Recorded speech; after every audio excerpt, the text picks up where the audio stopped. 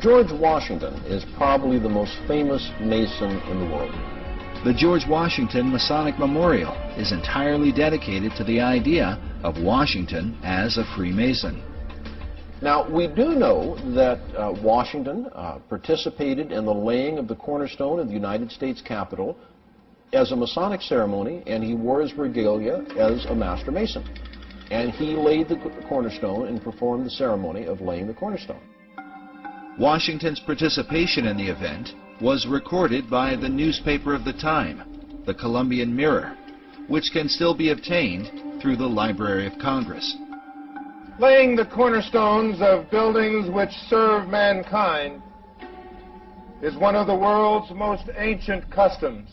The cornerstone laying ceremony predates Freemasonry, although its early symbolic purposes as a sacrifice to appease the gods or demons or whatever in prehistorical times. Of course, there's no application to why Freemasons do it.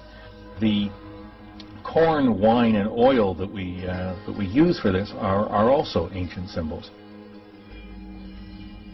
Corn is the symbol of plenty, wine the symbol of refreshment, and oil the symbol of joy and gladness. While Masonry maintains these symbols as a representation of blessing, there are some who believe they hold a more hidden meaning. With symbols, there are always multiple levels, up to 7 different levels of interpretation with every particular symbol. Corn is an important symbol in Masonry and is one found repeatedly in Washington, D.C.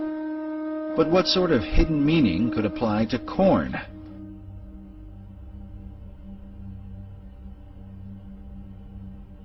In Hebrew, the word for corn is Dagon, which became the name of a Babylonian god.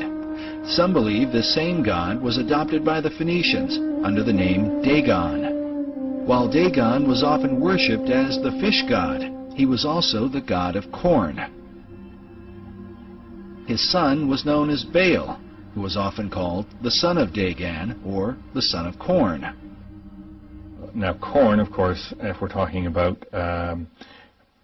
pre-New World times, would be any grain or wheat.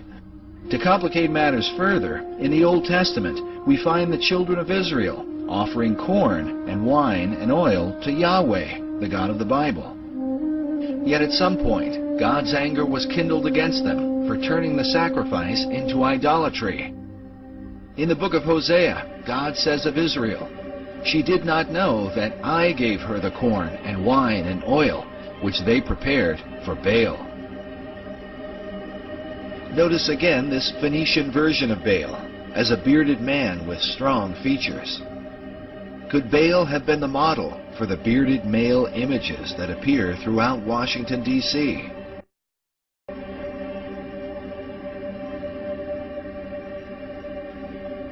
Take note of this image, with ears of corn carved into the hair.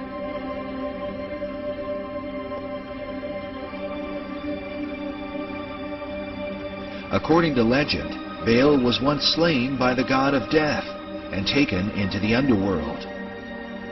But at some point, he was resurrected, or as it is sometimes called, awakened. At Haynes Point in Washington, D.C., is found this mysterious statue of a bearded giant rising up out of the ground. Or perhaps out from his grave. The statue is called the Awakening.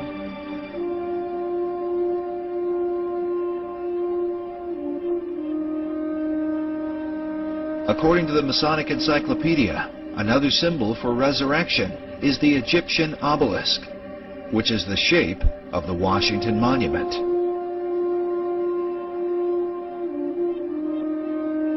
The word obelisk is sometimes translated Baal's shaft, or the shaft of Baal.